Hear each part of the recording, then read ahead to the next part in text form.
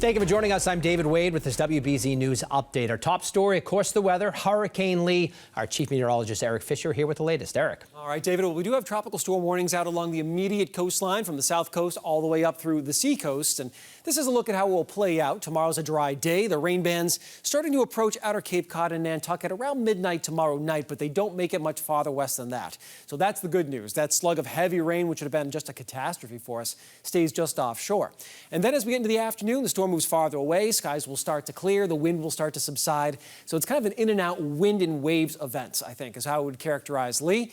The winds will start picking up as we head through Friday night, especially from midnight onward. Those strongest winds expected across Cape Cod and the islands and Cape Ann. These will be the most likely spots to see some power outages. They'll continue into early on Saturday morning. Some big time gusts there, especially across Cape Cod.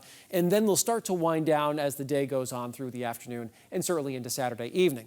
Now, storm surge of 1 to 3 feet is expected, but here's the good news. That surge will peak at low tide around 7 a.m. on Saturday morning.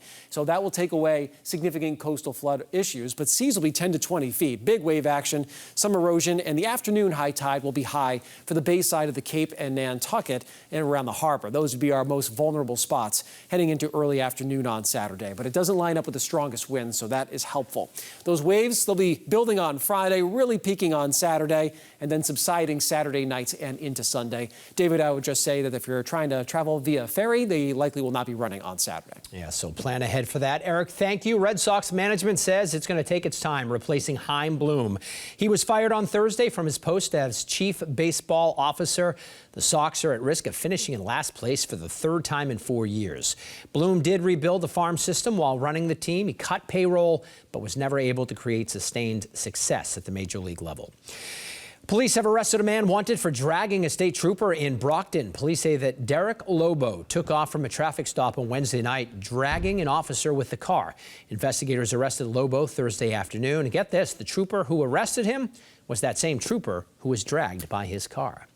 The Federal Transit Administration ordered the MBTA to make immediate changes after a new series of near misses. In a letter to the GM of the T, the FTA says there have been 4 near misses which almost injured workers since April. Starting immediately, the MBTA must notify the FTA within 2 hours anytime a near miss happens, and the T also has 4 business days to produce a, quote, detailed explanation of why it was slow to report those near misses before. I'm David Wade. This has been a WBZ News Update. We thank you for watching. Have a great night.